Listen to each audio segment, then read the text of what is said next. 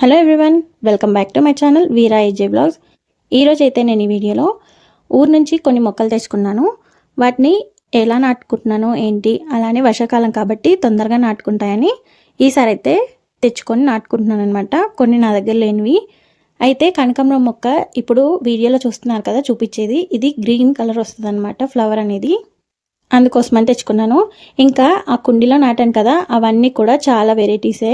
అంటే నార్మల్గా మనకి ఇంటి దగ్గర పెరుగుతాయి కదా, రెడ్ కలర్ అలానే లైట్ ఆరెంజ్ కలర్, అవన్నీ కూడా నేను ఒకటే కుండీలో నాటేసుకుంటున్నాను అనమాట. ఈ చిన్న పాట్లో కొంచెం ఎదిగిన తర్వాత నాటుకున్న తర్వాత వేరే దాంట్లో నాటుదామని ఫస్ట్ అయితే ఇందులో నాటుకుంటున్నాను ఖాళీ ఉన్నందుకు. అయితే వర్షం పడింది కదా, అందుకని మట్టి అంతా చాలా తేమగా ఉంది. అందుకోసమని నేనైతే మొక్క నాటిన తర్వాత వాటర్ వేయట్లేదు. ఇంకా 1 అవర్లో అయితే వర్షం కూడా పడింది, అందుకోసమని వాటర్ అయితే వేయలేదు నేను. ఇంకా ఇది మల్లె మొక్క చూస్తున్నారు కదా, మల్లె మొక్కతో అయితే మనకి ఇప్పుడు పని లేదు.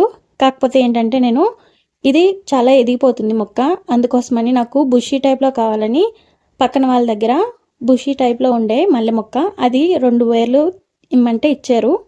దాన్ని కూడా ఈ కుండీలోనే నాటుకుంటున్నాను. ఈ చిన్న కుండీ అనేది మల్లె మొక్కకు అస్సలు సరిపోదు, కానీ సమ్మర్ లోపు లేదంటే ఒక 1 ఇయర్ వరకు అయితే ఈ కుండీలో సరిపోతుంది అనమాట. అందుకోసమని ఇందులోనే నాటేస్తున్నాను. మల్లె మొక్కని ఇంకా సమ్మర్లో అయితే వేరే దానిలోకి షిఫ్ట్ చేయడమో లేదంటే ఆపై నెక్స్ట్ ఇయర్ మార్చడమో చేస్తాను, ఒకవేళ సరిపోకపోతే. ఇప్పుడైతే ఇందులోకి నాటేసుకుంటున్నాను. మల్లె మొక్కకి ఏ పోషకాలు ఇస్తే ఎంత పువ్వులు ఎక్కువగా వస్తాయి అనేది నేను ముందు వీడియోస్లో చెప్తాను. ఎందుకంటే ఇప్పుడు మనకి మల్లె పువ్వులు అనేవి ఎక్కువ రావు కదా, అందుకోసమని నేనేం చెప్పట్లేదు. కాకపోతే కొంచెం కేరింగ్గా మనం నార్మల్గా మొక్కలకి ఏవైతే ఇస్తూ ఉంటామో దానికి కూడా అవి ఇస్తూ ఉన్నాం అనుకోండి, మొక్క అనేది మనకి జనవరి వరకు ఎదుగుతూ ఉంటుందన్నమాట, కొత్త చిగురులు వేస్తూ. అందుకోసమని నేను ఆకులు కూడా దూసేసాను. మొక్క ఎంత ఎదిగితే అన్ని పువ్వులు ఇస్తుంది ప్రతి సంవత్సరం కూడాను. నాకు ఫస్ట్ టైం తెచ్చుకున్నప్పుడైతే ఒక 5 మొగ్గల వరకే వేసింది సంవత్సరం అంతా కూడా. కానీ లాస్ట్ ఇయర్ అంటే ఈ ఇయర్ సమ్మర్లో మాత్రం నాకైతే చాలా ఒక 4 టైమ్స్ వరకు పూస్తూనే ఉన్నాయి. ఎందుకంటే ఆకులు దూస్తూ ఉన్నాను, వాటికి పోషకాలు కూడా చాలా వరకు ఇచ్చానమాట. మీకు కూడా ముందు వీడియోస్లో చెప్తూనే ఉంటానులేండి. అయితే ఇంకా ఇప్పుడు సమ్మర్ అయిపోయి రెయినీ సీజన్ వచ్చింది కాబట్టి మనకు రెయిన్ లిల్లీస్ అనేవి కామన్గా వస్తూ ఉంటాయి రెయిన్కి. కానీ ఒక్కసారి వచ్చి ఆగిపోయే వాళ్ళు లేదంటే తెలియని వాళ్ళు ఉంటారు కదా, ఏం చేస్తే వస్తాయి అనేది. అలాంటి వాళ్ళకైతే చెప్తున్నాను, ఇలా కట్ చేసుకున్నారనుకోండి, రెయిన్ లిల్లీ రాగానే కట్ చేయకుండా రెయిన్ లిల్లీస్ అయిపోతాయి కదా, అప్పుడు కట్ చేసుకోండి. మళ్ళీ లిల్లీస్ అనేవి వస్తూనే ఉంటాయి. ఇప్పుడైతే నాకు 4th టైం వరకు వచ్చాయి ఈ 1 మంత్లోనే. ఇలా కట్ చేస్తూ నేను ఉంచుతున్నాను కాబట్టి అవి పెరుగుతూనే ఉన్నాయి, నేను కట్ చేస్తూనే ఉన్నాను. అలా కట్ చేయడం వల్ల వాటర్ అనేది వాటికి అంది. అలానే సమ్మర్ కూడా లేదు కదా మనకి, ఈ ఆకులు అనేవి దానిలో వేయాల్సిన అవసరం లేదు. ఏ సీజన్లో అయినా రావడానికి ఫస్ట్ మనం ఆకులు కట్ చేస్తామనుకోండి, అన్ సీజన్లో కూడా నాకు ఫ్లవర్స్ అనేవి వచ్చాయి. మీకు ఈసారి అయితే చూపిస్తాను అన్ సీజన్లో వచ్చినప్పుడు. ఇంకా ఇది నార్మల్ లిల్లీ, ఇది కూడా ఊరు నుంచి తెచ్చుకున్నాను నేను.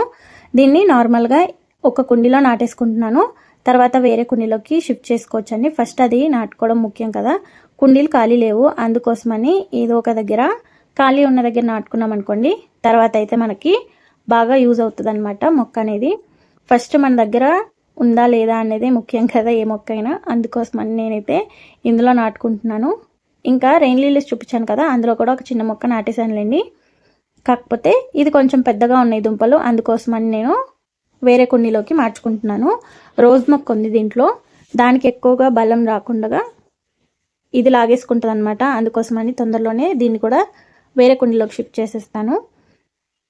ఇంకా ఇక్కడ చూస్తున్నారు కదా, ఇదేమో ఇండోర్ ప్లాంట్ అనమాట, చాలా బాగా వస్తుంది. ఎవరి దగ్గరనైనా ఉంటే తప్పకుండా నాకు కమెంట్ చేయండి, ఒకవేళ కేరింగ్ అనేది ఎలా తీసుకోవాలో. ఇంకా మొక్కను నాటేసుకుంటున్నాను. యాక్చువల్గా మొక్కను నాటుకునేటప్పుడు అయితే నేను వాటికి ఎరువులు ఇవ్వడము లేదంటే ఏవైనా ఫర్టిలైజర్స్ ఇవ్వడము అలా చేస్తూ ఉంటాను. కానీ ఈసారి వర్షాలు ఉన్నాయి కదా, వర్షంలో మనం ఏమి వేయకపోయినా కూడా అవి నాటుకుంటాయి. అందుకోసమేనైతే నేను వాటర్ కూడా వేయట్లేదు, లేదంటే వాటర్ అయినా వేస్తాను కనీసం.